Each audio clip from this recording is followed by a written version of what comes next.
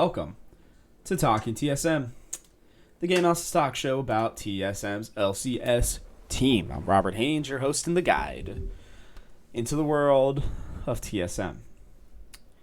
It was not a bad week for us. I wouldn't say it was I don't know. It's a good one, you know. I mean, we've got things to discuss. We'll just put it at that. 2-1. We'll always take 2-1s. 3-0s are better, but 2-1s are good. We're now 9-3 on the season. Spoiler alert ahead of time. I would assume you guys watched the games before now, but I'll go over them. We are now technically tied with 100 Thieves. I do want to make it clear though, again, unless if they're counting summer like wins over head-to-head matchups, which would be just unbelievably stupid. I believe that what they are going to do is it should still be head-to-head. So I still value head-to-head in a very big way. Personally, at least. I think everybody should, but whatever. So we've got, we're 9-3 in the summer. We're 21-9 still, tied with 100 Thieves.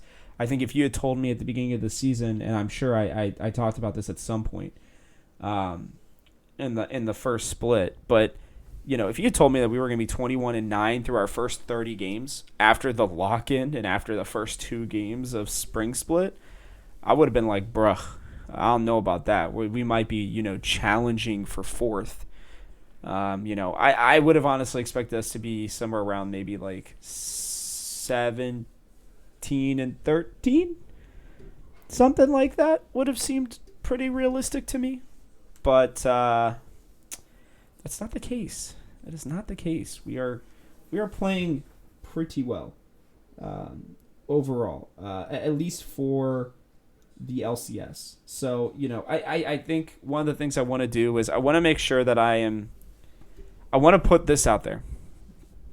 When I'm looking at TSM, and I think that when they're looking at themselves, I'm looking at them compared to what international competition is going to look like.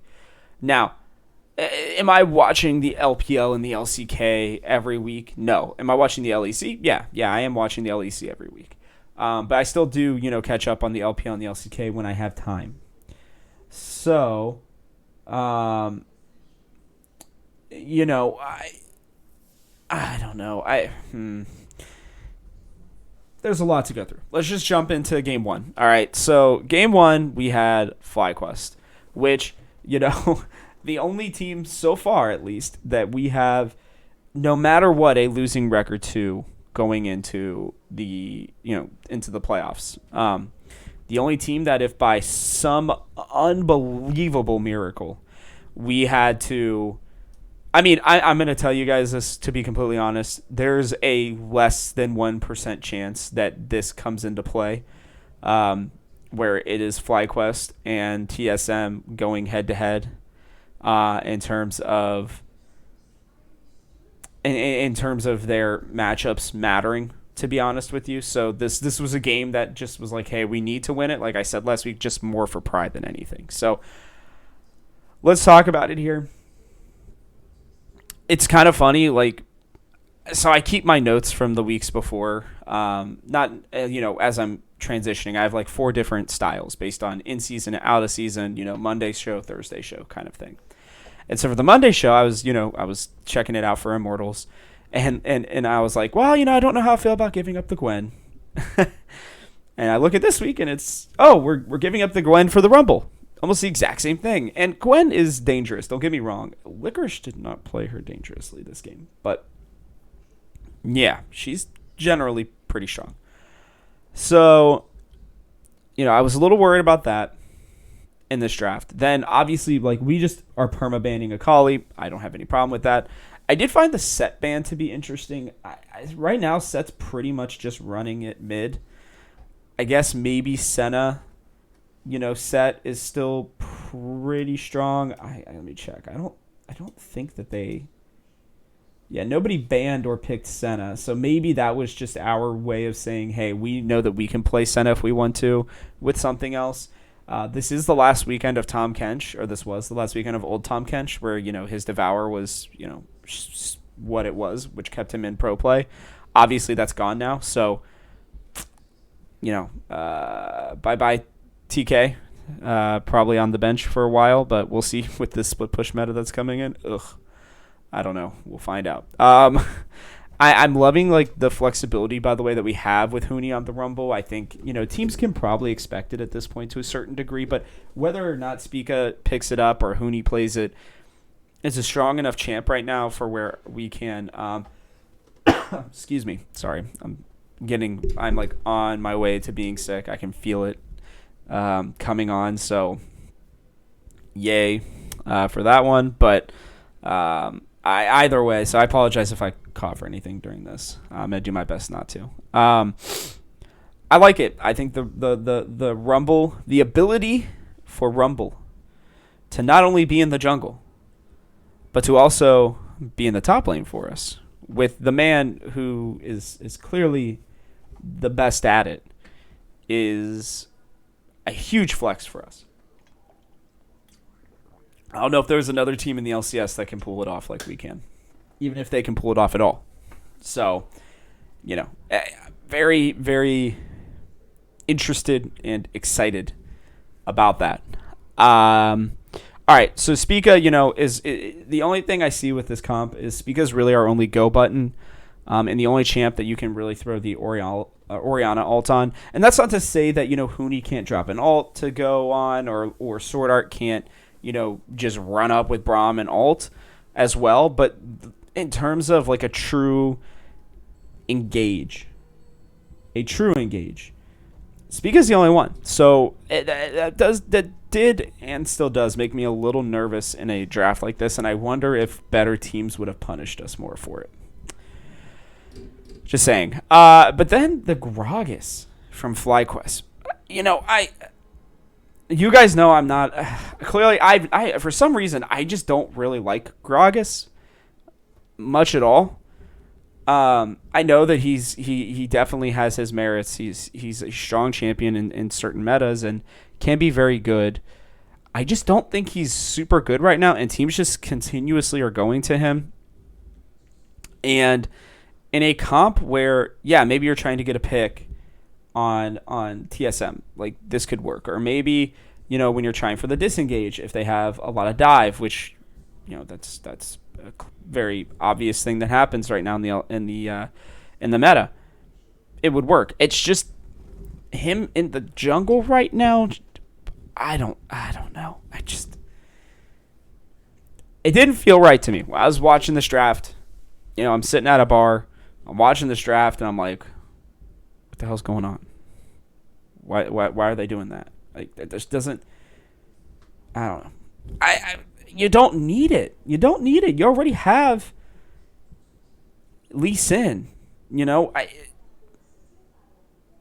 don't know. Anyways, I am glad though that we banned Silas. Even if it was on the second round of bans, we learned our lesson. We're not going to let Palafox beat us with Silas. So, I did ask last week. Let me bring this up.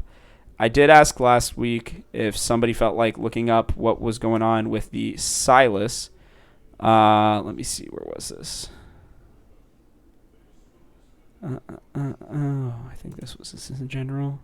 All right. So in 2021, TSM are 2-2 against Silas. They're 2-0 against TL's Silas, but 0-2 against FlyQuest's. So, I don't know. Again, all of those TSM coaches that are listening to the show, obviously. Thank you, Tim, by the way. Obviously you guys are listening to this. I know, obviously. And you all probably went and looked it up too, and you're like, oh, crap. We're 0-2 against FlyQuest Silas, but we're 2-0 against Team Liquids. Duh, we need to ban it.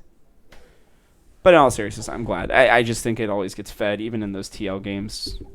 Which, again, Tim pointed out, too. It still feels like we are not very good against it overall. So, and even going back to last year, I just have bad memories of Silas for us. I love Silas as a champion. I think he's super interesting. But against us, I hate it. Obviously. All right, early game. It's a good play by Dreams to get the hook on to Lost. Obviously, I think that he was just like, hey, I'll go for whichever one I can grab there. And then Johnson's able to jump right in. I think Lost was a little out of position there.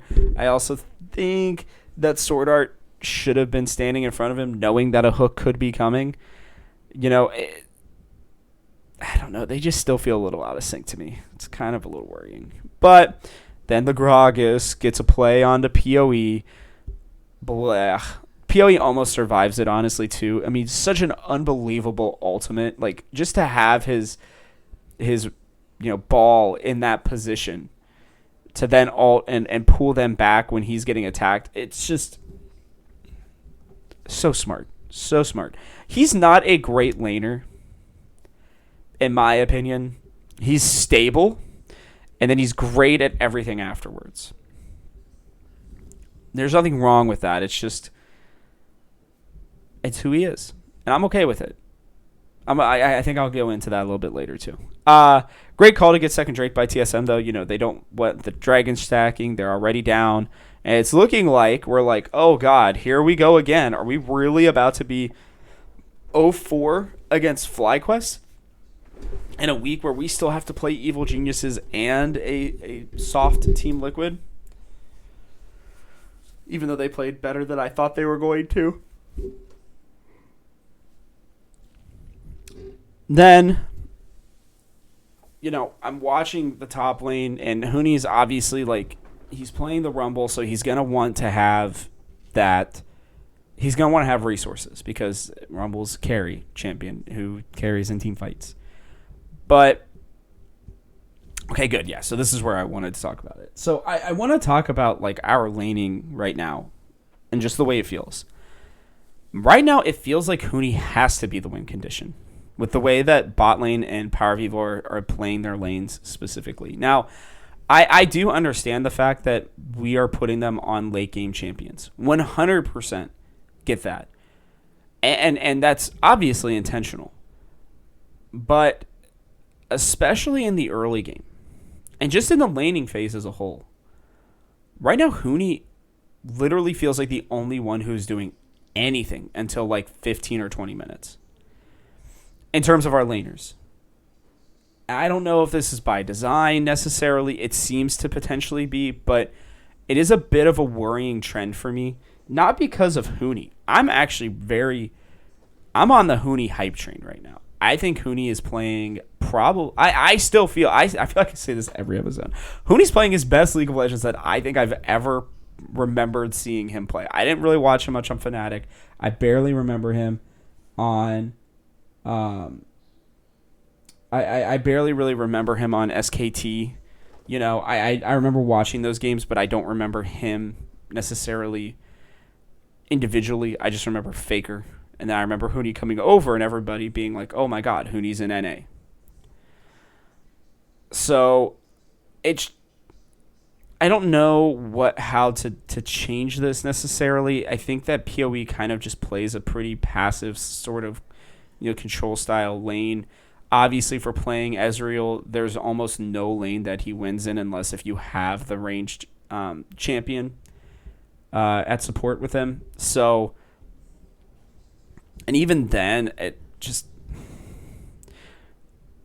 it's a trend that I'm fine with to a certain degree if Huni continues to play the way that he is. But if he starts to struggle, I hope that they adapt quickly enough to not make it an issue.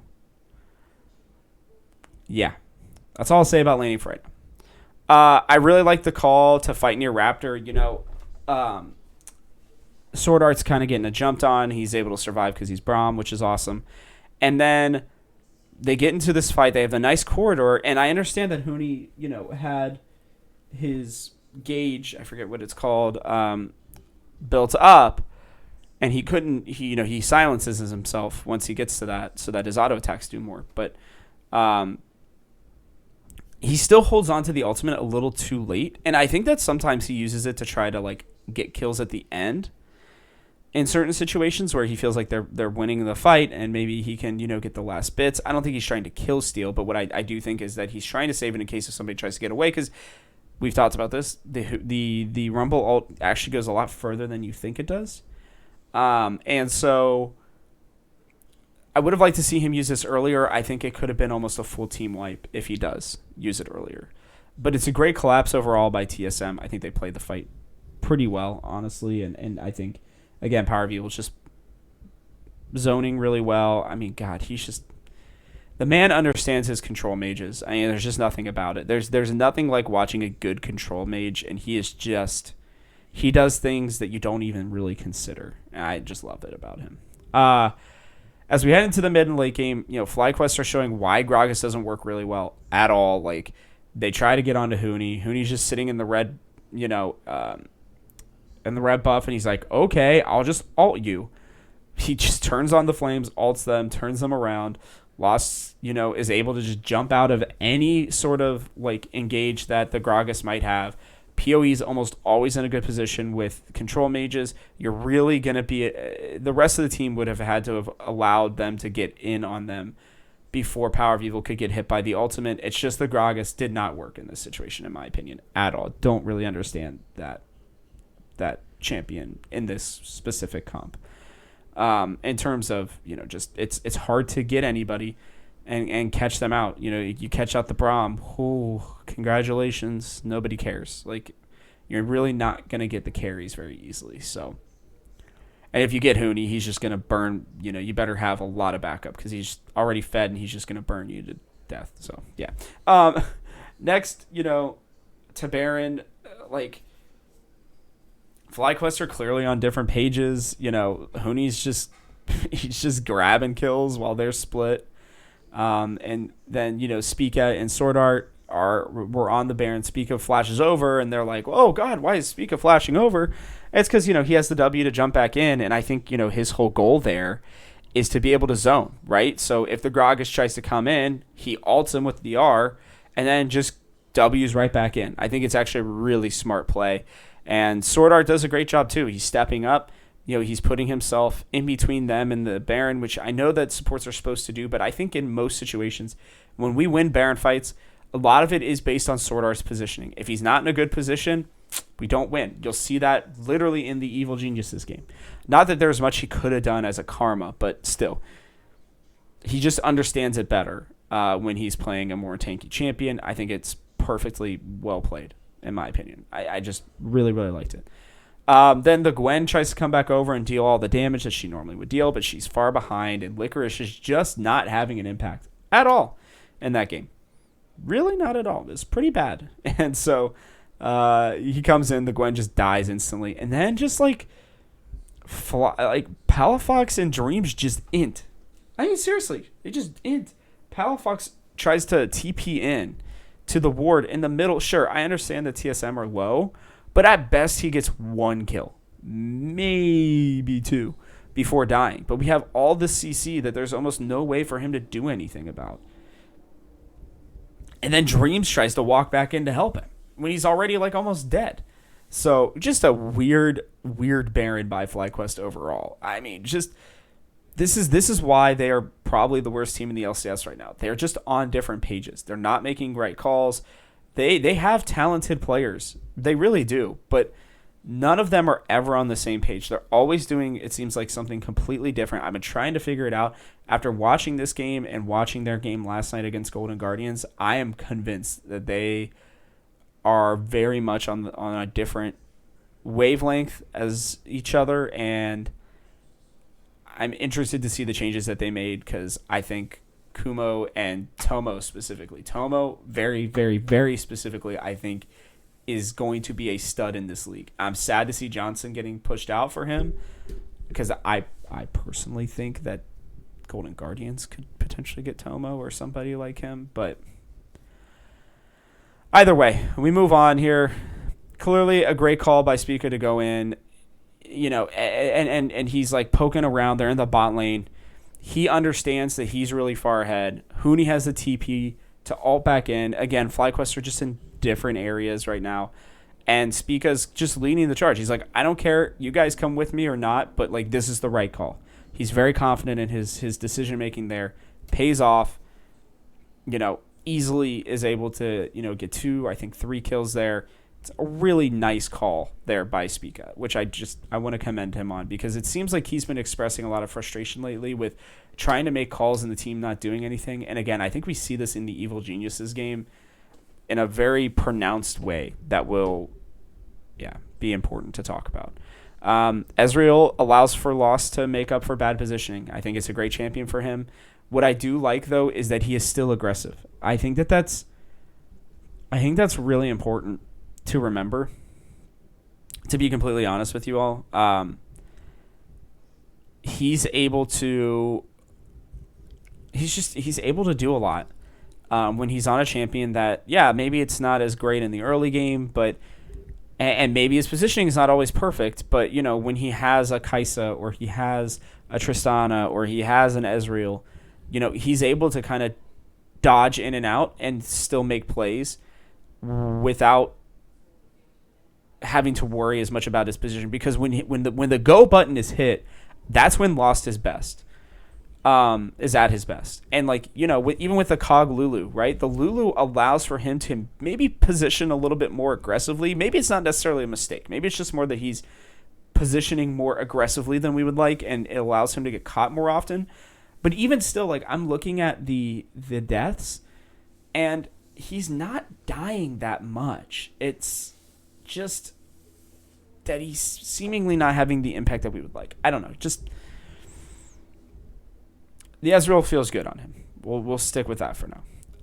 FlyQuest was a great game for TSM. They had made some meh plays at the beginning of the game. I don't really think there's much they could have done, especially on the first 2 kills. But they just played their game. They came back, and it was great. Really good job by them. With a win, in case if you didn't know. Now, the Evil Geniuses game, in case if you couldn't tell from the way I was talking about before, is the one we lose. Here's what I'm looking at in the draft. I actually really like our draft. I think Huni on the Lee Sin, Spica on the Volibear. I was very excited to see that. I think Power of Evil on Azir is obviously good, especially now that Azir is back in the meta. I'm very okay with that, personally. Loss on the Ezreal again, and even Sword Art on the Karma. Don't really have much of a problem with him on this, especially with, a Viego, a Diana, and a Tristana all able to jump in, with obviously Nautilus being able to do his thing too. And Jizuke was on an 80 carry, which is what we wanted. So I don't really have a problem with our draft. We just didn't execute it. We have the late game carries, I think, that can match, pretty much anything that EG has. And our disengage for when the Viego's coming in or when the Diana's coming in, those are all fine, because you have the ultimate from Power of Evil. You have the ultimate from Huni. You have the Karma shield. You have Spica being able to just, Q and stun somebody who's coming in. There's a lot of ways for us to There's a lot of ways for us to have, I think, played this game a lot better than we did. And I think part of it too, by the way, is Spica didn't go full tank. He went Divine Sunder, which is, I know, kind of tanky, obviously, but I almost wonder if he should have gone Chem tank here. And for the main reason of him being really the only tank, the only one to be able to face check, safely. And I think that this did cost him, in the end. He just wasn't able to survive many fights for the team. So, I don't know. The early game's weird. Huni dies, which is what it is, but then PoE TPs when Huni's at 200 or 300 health. He's basically already dead. And I don't know if it's to try to save some tower plates or something, but I feel like it would have been just way better for him to just TP to mid lane. I was very, very confused by this play, because obviously where they're at right now. I'm rewatching this right here.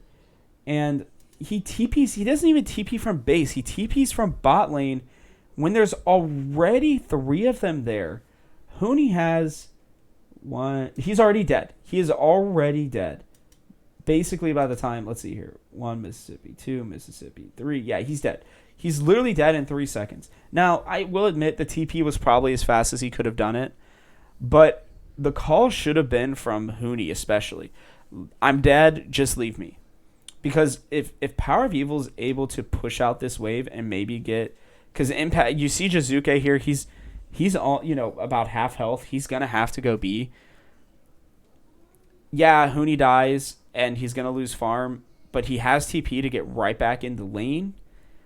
And Power of Evil very easily could have just pushed the lane out, maybe gotten a turret plate by the time that Jizuke gets back because he doesn't have TP.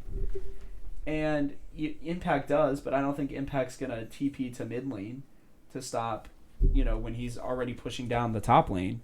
And we have a really nice CS advantage in bot lane. This obviously isn't the TP that loses us the game or anything, but it is one that I think when we're making our mistakes in the early game, these are some of the things that we're doing. And I feel like I've seen Power of Evil do this more than a few times with his early TPs where, and this is kind of what I'm referring to with his laning phase, where he has an opportunity to get ahead against the Lucian, which is important. And he doesn't, instead he just TPs top and basically nothing comes of it. And then it takes him forever to get back to lane. So Jizuke is going to have lane priority again over him. And I don't know, man. It just feels bad. I really, really wish that he wouldn't have TP'd there. Because I think that they, you can make it so that you are not making another mistake in this game. And it's not that like Huni could have done literally anything differently other than maybe save his flash. I get he's trying to make the outplay because he did it last week too. But I don't know. It's pretty tough against, a Diana and a Viego and a Lucian on top of it, even when the Lucian leaves. So just not really a good play by Power of Evil here, in my opinion. Spica's not close enough for them to do anything to follow up on it. Just meh. Bad play. Yeah. In my opinion. I'm glad that bot lane was winning too, but I want to know, what is Spica doing? As Volibear, yeah, clearing's important, but you want to try to get into the lanes as much as you can too. And he's trying some early ganks and stuff, but it felt like he had no impact on a champion that I feel like would be really good for him. So I'm still very confused as to what happens here with Spica on this Volibear, because he had next to no impact in this game. And I want to talk a little bit about Spica at the end of the show today, because I think there's some things that just need to be brought up about the way that he is playing and the way that he is thinking. Continuing on, we're face checking bushes for no reason. Sword Art face checks face checks Tribush. Don't have too much of a problem with that. It's gonna happen. It is what it is. But then Power of Evil knows where they are and just walks into the bot lane bush and just dies. There was a lot of questionable things that Power of Evil did in the early game of this game. Very confusing things. I'll be honest with you. It was really weird. Very uncharacteristic of him. We get into the mid late game. TSM needs a kill. Huni sets up Spica. They get a kill on the impact. I think Huni specifically waiting to use the Q until the Viego tries to ult out of it was just so well done, because if he takes that Q too early, they might not get the kill there, because if he takes it too early and the Viego becomes invulnerable with the ultimate, I don't know that he follows him, and instead he just waits. So really nice play there. But then he dives the Diana, basically alone. And Huni's going to get a lot of flame for this play, but this is what I'm talking about with Spica. He has the Volibear ultimate to be able to turn off the tower. And Sword Art's on his way up. And so I'm wondering if there was a miscommunication between Huni and Spica, where Spica's waiting for Sword Art to get there. And then Huni's like, no, we can go now because you can turn off the tower. Clearly they were on very separate pages, which is kind of rare for the two of them right now. But they're on different pages. And I'm still wondering why Spica doesn't try to... Because he tries to fight the Diana at this point, and he has Sword Art there. And he gets the Diana super low. But again, he has his ultimate. Like, just turn the tower off while Sword Art's there. You can very easily kill that Diana. She had like 400 health left. And she didn't have ult. So I'm really confused as to what's going on with Spica on this champion. Because Volibear is all about getting in there, diving, turning off towers, all that kind of stuff. And even with the tower only being turned off for like 3 seconds or whatever it is, it's not super long. It's a long enough time to where you're not going to take turret aggro, and you are a Volibear. It's not super hard to get a stun off and, try to get this. I mean, these are like these early-ish game decisions that I'm very confused by because, if Power of Evil doesn't make that weird play, if he doesn't face check, if Huni doesn't make this dive without Spica, like, there are 3 kills there that potentially turn around the momentum of this game very quickly, that they made almost none of those mistakes in the FlyQuest game. They make almost none of those mistakes in the TL game, and yet they just, I don't know, it's just strange. I love that Sword Art stays with Spica to get the tower. Lost is able to hold mid pretty easily. He's still up by like 20 CS at this point. Lost has been looking pretty good in this game. At least his farm is looking really good. But then we just keep making these mistakes. I'm gonna chalk this one up to a lack of respect by us. And clearly just being on different pages in this game, because like, Huni's going in, he almost kills all of them, or gets them low, right, in the mid lane, and he's able to get out if Sword Art, or if Power of Evil ults to put up the wall, and he just doesn't do it. I'm sitting there and I'm like, why aren't you doing this? What is going on right now, guys? Like, what are we doing? And then, like, even we start the Baron, so we get the kill on Impact, which was pretty close, between PoE and Lost, but they're able to get the kill. Really nice kill. We go straight to Baron. I don't necessarily have a problem with that, but like, we're all just like grouped up into this one corner, and nothing is going on. Like, we should have just burned it down. I don't know. And then Contracts is able to get in. He's already fed, so he's able, just decimate us. And then Huni, after we give up the Baron, jumps in and just runs straight at a Baroned up Evil Geniuses. Probably his worst play of the day. But he's trying to make plays, and I really appreciate that. But they're just, like, TSM are so far behind. Diana's clearly a problem. She's looking pretty good. I would love to see Spica on her. I think she's a nice champion for him. And we lose this game, and I can't help but wonder if Huni's a bit frustrated, because truthfully, Lost does nothing with his lead. Spica does nothing pretty much at all as a champion the entire game, and doesn't even build tanky enough to be able to sit there and frontline for the team. Power of Evil just played like he was disconnected from not only the team but from the game itself. And Sword Art was really the only one that I thought was trying to do some things with Huni. And I know that Spica was kind of trying to, but like, I don't know. This game just felt frustrating. I could feel like Huni's frustration. He's trying to do stuff. He's trying to make these plays. And some people would say, oh, he's inting. And I'm like, no, like, he's Lee Sin. He's trying to make plays for his teammates. And none of them are there to follow him up. Now, whether or not this is because they are all struggling to connect and be able to, discuss what's going on, and their communication's off during this game for some reason, or whether he's just making these decisions on his own and nobody's there to follow him up. I don't really know for sure, guys. I'll be honest with you. I don't.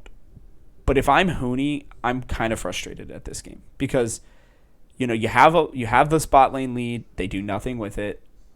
Power of Evil is on a champion that he's supposed to be making all these plays with, that he's supposed to be so good at, and yet he plays terribly on it in this game and just has no impact whatsoever. And Spica didn't do pretty much anything with a champion that can do a lot of things. So, yeah, if I'm Hooney, I'm a little frustrated in this game. And if I'm the team, sure, I can see how you might be frustrated with Hooney. And as a observer, as a fan, we might be frustrated with Hooney. And maybe I'm just becoming a Hooney apologist. Listen, you could call me out on that, and I'd say you might be right. But when I'm rewatching these games and I'm trying to look at them critically, I feel like there's not much more Hooney could have done differently in most of these situations outside of kind of the last one, where he's just trying a last-ditch effort. And it's like at least he's trying to do something while the rest of his team is just sitting there letting themselves bleed out because they didn't do anything with the leads. I mean, he gets dove instantly. He still gets the first kill of the game, even though he's been put far behind. He gets his tower first, I'm pretty sure, if I remember correctly. Like, because he had still been doing something with it beforehand. I don't know, guys. It's a little worrying to me sometimes, the way that they play some of this. It kind of worries me some. I hope that I'm wrong. I really, really, really, really, really hope I'm wrong. But it just feels like they're not doing anything in the early game except for Hooney. And when the other teams try to shut him down or do shut him down and he's not able to do what he would like to do, it's going to become a problem. And then that's maybe when you see Hooney start inting because his teammates aren't backing him up when he's trying to make plays. And maybe sometimes he shouldn't be making those plays. I get it. But that feels like communication could be a really big issue there. Either way, it's fine. We lost to EG. We're 2-2 against them. We still have a 5-game lead on them, so I'm not overly worried about Evil Geniuses. But in the off chance that we go on a lose streak and they go on a win streak, which, again, it could happen. It's still an off chance, but it could happen. Still 15 games left. So, it just takes one bad run for us and one really good run for them at the same time that we have the bad run to where we're tied, and then that comes into play. So 2-2 against them. We move on to the TL game, which was the game that everybody obviously was like, hey, this is the one that matters. TL looked better. Jensen specifically had been playing very, very well coming into this game. And, TL were able to take games off of Evil Geniuses and halt a CLG team that was, had a tough weekend. I mean, they had Immortals, TL, and C9. So kind of rough for them. But regardless, they were, TL also had a tough weekend. Evil Geniuses, CLG, and then they've won both of those first games after all the craziness. In case you missed it, Jat is now is out, with Cold being the new head coach for the interim. He might just get it if they continue to play this well. Alfari didn't come back on Sunday, by the way. And the press conference, the plan was still to have Alfari back on the 27th. Jensen straight up said in an interview, apparently, that regardless of if Alfari comes back, Jenkins deserves to be in the LCS. Whoa, wow. Armeo's playing all right, especially with Santorin being out. I think migraines don't just go away. They're pretty complicated to figure out, and sometimes you never figure it out. So Santorin may just be out for the rest of the season. This team's doing what they can with what they got, but man, oh man, this is not the same. Jenkins has been playing well, no doubt. Is it the same thing as Alfari? Nope. Armeo, did he play well? And has he played well overall this entire 2021? I think this has to be the best he's ever been, even when TSM were playing well with him. this has to be the best he's ever been. He looks confident. He looks like he's having a good time. He looks less. He was very. When I met him, and I got to interview him, he seemed very nervous, very skitterish. And understandably, he's a kid, and he's doing like some of his first interviews ever, and they're in playoffs, so I get it with him. I'm surprised there are not more players like him, to be honest, when it comes to some of these things. But that player is gone. I think Armeo might be making a case to really be in the LCS. Late case, but a case nonetheless. And if TL finds success, I think he's going to be a major part of it, the reason why. But either way, again, the point is TL are playing with these weird issues that have been going on. They then, after having 2 great games to start, you look at this draft and you're like, what are they doing here? Like, for real. I mean, if I remember correctly, the Seraphine is the last pick. Yeah, she is. You already have Lulu, which you're playing into a Nautilus and an Ezreal. So why not? Like, why pick the Seraphine here? It just doesn't really make sense. Just hell, I mean, there's so many other options. Like, pick Jensen. Anything else? I don't know. I mean, I think Victor's still up. You could play the Victor into the Azir and try to scale with him. I don't know, man. This was a weird draft. Like, you have the Kog'Maw wide open. You don't take that. You take the poke Varus instead of the on-hit Varus, which has been talked about over and over again. You pick an Olaf where I honestly think Olaf would have been better into the Mundo in the top lane. So I don't really get that. This was a really weird draft, and I don't know why they tried to pull it out against TSM when TSM went pretty much standard. Now, to be fair, they didn't. I'm pretty sure we had last pick, so they didn't know about the Mundo potentially. Sorry, I'm trying to remember this off the top of my head. I'd have to go back and rewatch the specific part of it, but either way, like, it just felt like a weird draft. I don't get the Seraphine into it. Like, there's no real front line for TL. I mean, you can melt through, and we'll see this. You can melt through an Olaf and a Lee Sin very quickly, and then you're left with, Lulu, Varus, and Seraphine. I don't know. I can see maybe in a world where this team is better that this could work, but not with 2 academy players who have been playing well, but who aren't as, like, adjusted to this team. It just feels like a really weird decision. Our front line's awesome, though, man.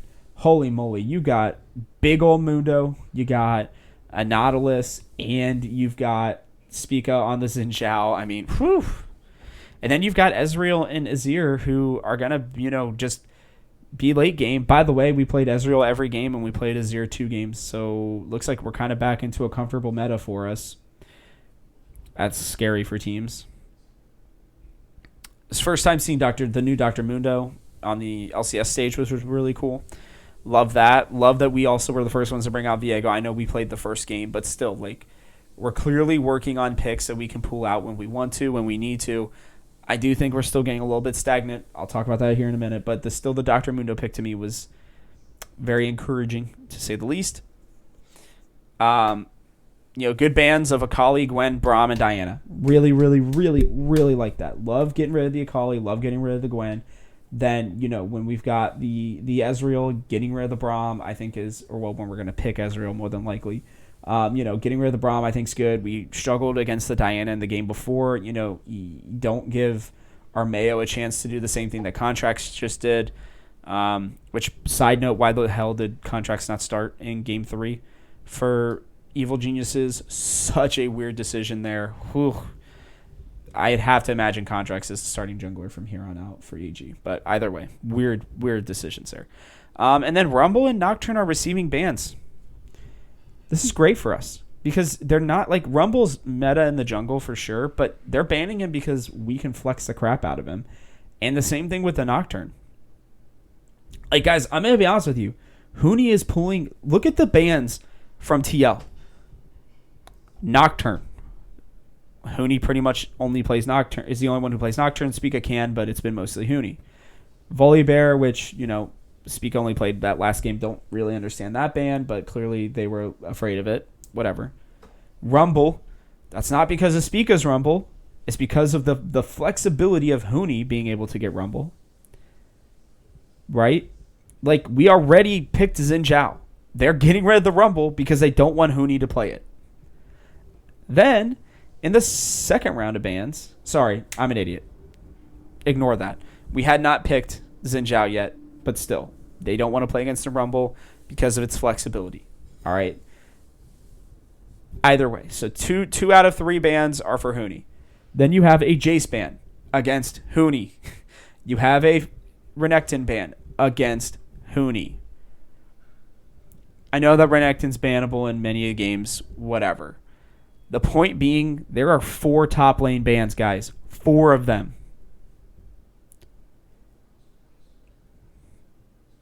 And even if you argue that the Rumble ban was because of Spica, because they don't want to face in the jungle, 3 bans are still against Huni. This is the kind of impact he has, and it allows us to get other strong picks, like an Ezreal, like a Xin Zhao, like an Azir. When people are banning other champions, or like one specific person's champions, and then he pulls out something like a Dr. Mundo, reworked Dr. Mundo.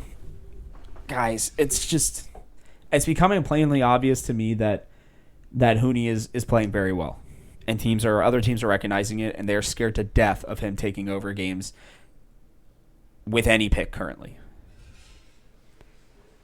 It's such a good feeling. Anyways, early game, it's such a great response by Spica and Huni to go top. Bots being dove, they're getting pushed off the tower. This is the kind of aggression I want to see out of Spica. He had straight up, and Huni and Spica are able to kill Lulu. It's awesome. It's awesome. You know the Olaf's down there. There's nothing that they can do about it. This Lulu, honestly, Jenkins should have been playing smarter there. He doesn't, and they make him pay. Then Spica goes bot lane. Same thing. Sword Art's in a great position, not allowing them, not letting Tactical to get out. Not that there's anything Tactical really could have done, to be honest, but I think it's just a great play by both of them. Very, mundane early game, which is kind of our forte, guys. It's just kind of survive the early game, maybe get a couple kills, maybe get a Drake, try to be up a little bit, and then we head into the mid and late game and we do our thing. I guess that's just how we're doing things. Then you head into the mid game, and giving up both Drakes to start the game was not ideal, but when you only have top priority, there's not much that you can do about that. So it's kind of, to me, like, what are you supposed to do in that situation? I don't know. I would like for them to play bot at least a little bit more. I'm fine if they're not.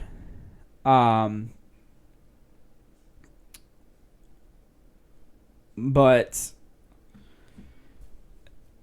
this is just what happens when you can only play through top. I mean, all 3 games we played through top, by the way, guys. Or got our first kill through top of some type.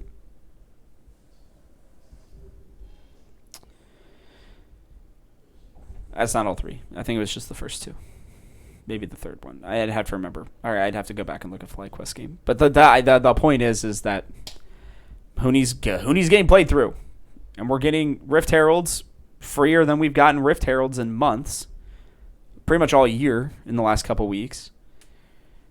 It's just nice. Then the third Drake, though, is awesome. The whole team's able to just zone while Spica does it. And I love that it's the 4 of them zoning. It's not just like, the Mundo and the Nautilus. It's not just Sword Art and Huni.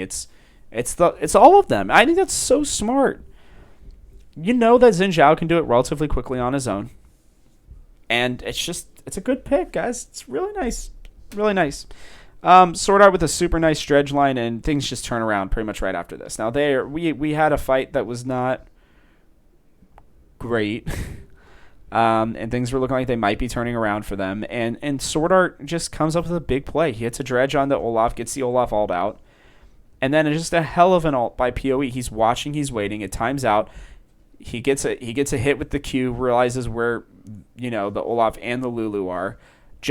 Instantly jumps over, ults them back in. Bam, game turns around. From there on out, TSM are able to do whatever they want to. They get the Baron, they can push down the lanes.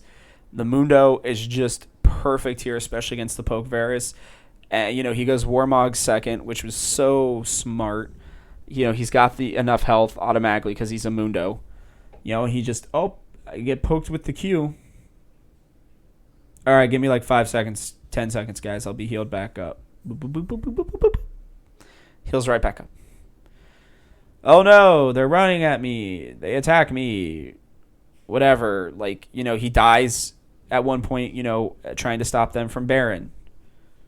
Whatever. It's a Mundo. He soaked up all their damage and all their CC and all this other stuff.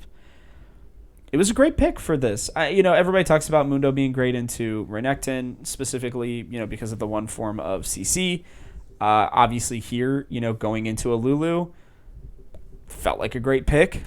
He's, I think, a good pick, potentially even into some ranged matchups now. I don't know. It's kind of nice. We get a dub there. We're now 4-0, by the way, against Team Liquid, guys. 4-0. Feels good, man. It just feels good to put TL down. They have 11 losses. And we have almost half of their losses. We have won against them in almost half of their losses. That's a feels good, guys. That's a good thing. I don't care. Like I said on Thursday's podcast, I expect them to win against TL because of all these changes. But TL had played really well to this point. They were surprising me. I was worried. I was like, oh crap, maybe they're figuring it out. Maybe Core JJ, Jensen, and Tactical are just like, hey guys. Specifically Jensen, which is rare for me to say. You guys know I treat Jensen like I treat Gragas. I respect that they can be good, but I don't think they are overall very good most of the time. But Jensen was clearly putting on the carry pants this weekend. And, this draft really sucked for them, but overall they didn't play this super well, and we go 2-1. We're 21-9. Things are looking pretty good. I am going to give Spica the MVP because I think in the 2 games that he was actually useful, he really played extremely well. I know I was, very high on the way that Huni played, and Power of Evil made some good plays. Sword Art made some good plays. Loss was kind of forgettable, but still made plays when he needed to. But Spica was the MVP for me this weekend. That said, his lack of early game aggression does worry me, considering the fact that, he's on the Xin Zhao, he's on the Volibear. We saw it more in Game 3. But, I feel like with the team being late game focused and him playing champions that do have an impact in the early game, I think he needs to focus on ganking a little bit more and looking for more opportunities to set up around the map.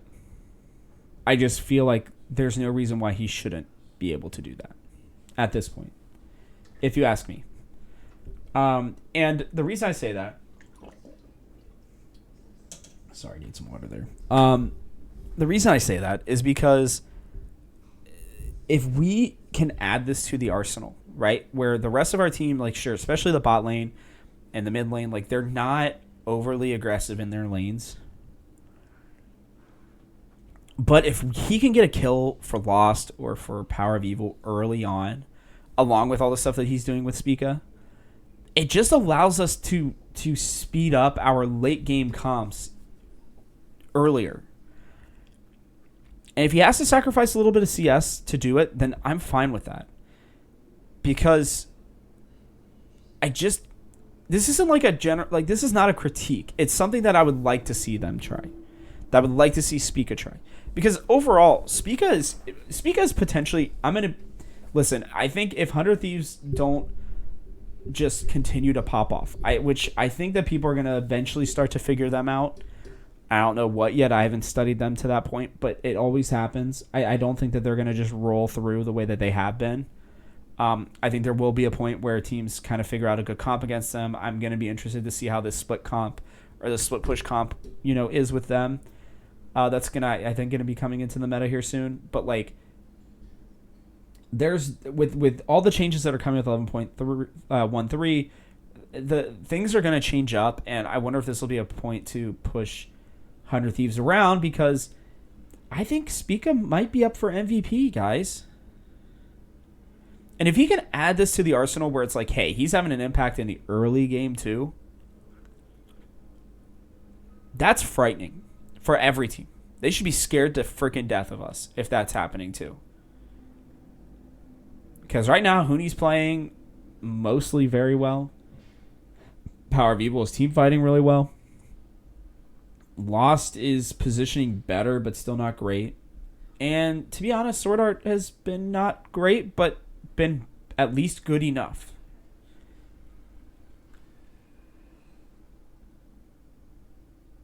And he's still like, sorry, it feels like I'm crapping on Sword Art. I'm not. I love Sword Art. I think that he is very smart, and I think he makes a lot of great plays that we don't notice. So I always am going to give him the benefit of the doubt that he is making good plays in certain situations that I'm not seeing. And so, he's playing well enough. Is he a superstar right now? No. I don't believe that. But is he doing things like Power of Evil where it's like these small little things that, he understands these champions and knows how to move around the map in certain ways, things that you don't notice right off the bat unless if you're like watching, the game 3 times, 4 times over, and you're just at one point focusing on his perspective of the game. Yeah. So I want to be very clear. I think that Sword Art is playing well enough. He is making plays when we need him to. He is playing at least as well as I would expect him to, which I expect good things out of him. So is he blowing my mind? No. But is he playing, in my opinion, like the team needs him to, which is how I define well enough? Absolutely. I would say the whole bot lane as a whole is playing well enough. They're not doing anything out of the ordinary, but they're playing well enough to let Huni, Spica, and Power of Evil do their thing, which is what we need. But back to my point, I think that if you look at it, I think that Spica needs to be looked at for MVP. I think he's understanding the map. I think he might be the best jungler in the LCS. I think Blabber has not played anywhere near as well as him. I think Closer's played pretty well, but not as well as him. I think you can make the argument. I think it is time for us to start making the argument that Spica is the best jungler in the LCS. This kid is only getting better and better and better. And he's still like one of the youngest players in the LCS. Yeah. He's showing up. He didn't do much last split, but dang. Summer Spica and summer PoE. That's good stuff right there right now. Obviously, we're trying to be the late game team fight team. I'm fine with that, but I don't know if maybe they are giving up completely on the early game strat. I don't think they have to. I think that there are other early game champions that Power of Evil can play, especially with hopefully we'll see what this new meta brings. But even if he doesn't, like the rest, he can be the only one that is late game insurance if they want to. It's kind of tough for me to say that because I think that there are a lot of, I think especially like in AD carry right now, there's no real like early game. I mean, pretty much everything about AD carry is always been late game, and it is especially late game right now. With the Ezreals, even the Tristanas, the Sennas, the Jinxes that come out, like those are all late game champions. Even this poke Varus, like that's late game. Kog'Maw, late game. There's not much you can do. So maybe TSM are just kind of truly understanding the meta. And they're like, hey, we don't really care. We know that this meta is basically, late game oriented champions. We're going to just late game the crap out of you because we're better than you. That said, I am just a little bit worried about teams internationally, which we have months away from that having to be an issue. But I do think that it is worth noting that international teams still find a way to have a much bigger impact in the early game than we do. And we're not going to be able to just sit there, farm up, kind of just make a play here or there, and then, hope that hope that we're able to make a play in the late game. Because the thing is against a lot of the teams in the LPL, a lot of teams in the LCK, they will punish you in small ways that add up over time. They will have more CS than you. They will have cleared more wards for vision. They will have stacked the Drakes. And the next thing you know, it doesn't matter how good your late game is. You're just going to get stomped because you just are at an item, a gold, and a vision disadvantage. So I really want to see us be a little bit more proactive. Maybe try a couple new things here and there at some point. I like I said, I would prefer that it's with a 4-game lead. I don't think that we're going to get that at this point. So it might be tough for us to do this until we, hopefully get to Worlds. But it's just worth noticing. Like, every single thing we picked was late game focus and hope that we don't get, punished for it. Like the Diana Viego. Dude, it's early game. They're going to be right in your face. There was nothing we could do about it. We could not outscale that team because of the fact that they were just making plays and pushing us at every point. And if teams do that, it's going to be a problem for us, especially internationally. Not that worried about the LCS overall. Really not that worried about that Evil Geniuses game. Seemed like a very off game. Like I said, we make a couple of decisions differently in the early game, and I think we probably still walk out of that game with a win. So we lost that game by about 10 minutes, in my opinion, and so, yeah, it is what it is. I like to do kill participation checks because I do think it's extremely important. It is a team-based game, and it also tells you where the team is trying to make their plays. Power of Evil, Spica, and Huni are still the highest on the team. Huni, I believe, has the highest kill participation in the LCS for top laners. I think PoE's right up there too, and and Spica's right around there as well. The sad thing is when you look at Lost right now, he's not dying. But he's behind in experience. He's behind in gold. He's not near the top in kills. He's doing all right on assists. And like I said, he's not dying a lot. But his kill participation's also really low. Kind of just feels like they're like, hey, Lost, just live. We'll do the rest. Which can be a very valuable role, guys. We don't always have to have a carry in every position. Especially when you have a jungler as good as Spica and a top laner that's able to do what Huni's doing right now. Power of Evil is going to be that late game carry. You don't have to worry about it. Sword Art is able to move around the map a little bit more. We saw that even in the Evil Geniuses game where he was able to help out getting that top lane turret, being there to support. I'm okay with this. It's just, it feels like Lost isn't having the same impact, and we'll have to see if that comes back to bite us. Are they going to start banning the Ezreal? He's not popping off on it necessarily, but he's also not dying. And then at the late game team fights, because Divine Sunder is so broken, although it's about to not be in patch 11.13, Ezreal's going to probably be out of the meta, by the way. I would have to imagine with the changes to Divine Sunder. I can't see him staying very long, but we'll see. But yeah, it just feels like he's being exposed. I'm a little worried about him. We're going to have to kind of figure that one out. The last thing is I'm pretty sure that the split push meta is on its way. Those new split push items seem really busted. And if I'm being honest with you, I think TSM and I think TSM and specifically Huni and Power of Evil are really set up well for this. We've already shown that we can do a 1-3-1 pretty well. If nothing else, we know that Huni can just split push the crap out of anybody right now. And if this becomes a split push meta for the rest of the LCS, I think everybody else should be scared. Really, really scared. I will, dare I say, yet again, scared to death. I really mean that. Like these teams have got to be watching this, and TSM are already playing team fights really well. Huni has already shown the ability to split push, and you have to know that Power of Evil especially if like Azir stays in the meta, if Orianna stays in the meta, there might be some other fun picks that could come out here over the next couple weeks that the boy plays pretty well. They can just split push the crap out of everybody else. And you know that Spica, Lost, and Sword Art will be able to hold down the mid lane without much of an issue. I don't know, man. You put Sword Art on a pick like, I don't know, one that's already in the meta named Galio. You put him in the mid lane, he transitions and is able to help out in the top lane or the bot lane against anybody.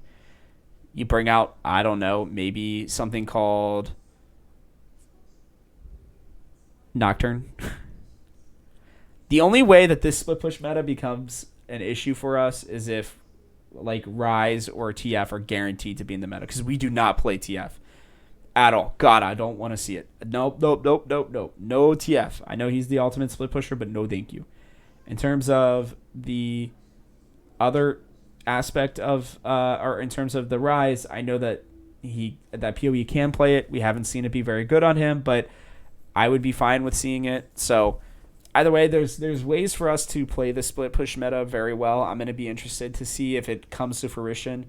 Obviously, like we've only been even on solo queue and patch 11.13 for a little while, or is it next week? I don't even remember. Sorry guys, brain farting. I only played Clash this weekend, so definitely didn't see it in Clash this weekend. But yeah, there's a lot of good things to be happy about, especially with a meta change. I think it's going to be beneficial to us because the less of these like melee assassins and stuff that we see in the mid lane, the better. Because then Power of Evil doesn't have to worry about it. And we are starting to set up, by the way, I think we are 2 patches away. I think we're 2 patches away from, or maybe 3 patches away from Worlds meta. So you'll start to see like this is the big, mid-season patch, basically. Then we'll have, 2, maybe 3 more patches, and then it'll be, Worlds. So this is starting to set up what we will expect for Worlds meta. And hopefully we will see good things for us specifically. All right, last reminder. In 3 days, we will be picking a giveaway winner for the LCS jersey. Go to the TGH Esports page, and it's our pinned tweet. Go in, sign up, win yourself a freaking jersey. I know a lot of you listen to this. I don't care what jersey it is. Go win one. Go sign up. I just want to have as many people in there as possible, and I'd love to give it to a Talking TSM person. That was the initial intent of doing it. So I would really like to see some of you guys enter into the giveaway and, get yourself a TSM jersey, because that would be the one I would like to buy you guys the most. Quick question of the week here. What do you guys think about, Lost right now? Where do you see him? I would love to hear down in the comments, on the Talking TSM Discord, on Twitter. What do you think of Lost right now? Where is he? Is he actually lost? Is he found? Is it just the way that they're playing because he's Ezreal?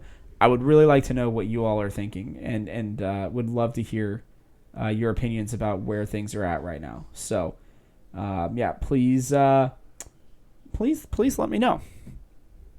If you like this show, please take a second to like and subscribe and comment if you're watching on our YouTube channel. Hit that bell icon so you don't miss another episode. I want to continue making this the #1 TSM podcast on all podcasting platforms. Please leave a review. Very much appreciated. Also, guys, please share with your friends. Seriously, that means a lot to me when you all do that. When I hear hey, I was told by so-and-so to listen to Talking TSM because I'm a big TSM fan. That just means the world to me. Seriously, I really, really, really appreciate it. So if you could do that, that'd be awesome. You can also hit me up on Twitter. I already gave out the TGH Esports one, but you can also hit me up at TGH Robert Haynes, Hanes. Lastly, head to thegamehouse.com. Look at all of our LCS content and whatever other sports or esports content you might be looking for. We got some stuff out there about the Steelers. Ugh. But we also talk about the Reds sometimes. Yay. We also talk about, things that are not related to Cincinnati. Like the NBA playoffs are going on right now. We will have the NBA draft stuff coming up here soon. We'll have tons of fantasy football content if you're a big fantasy football fan.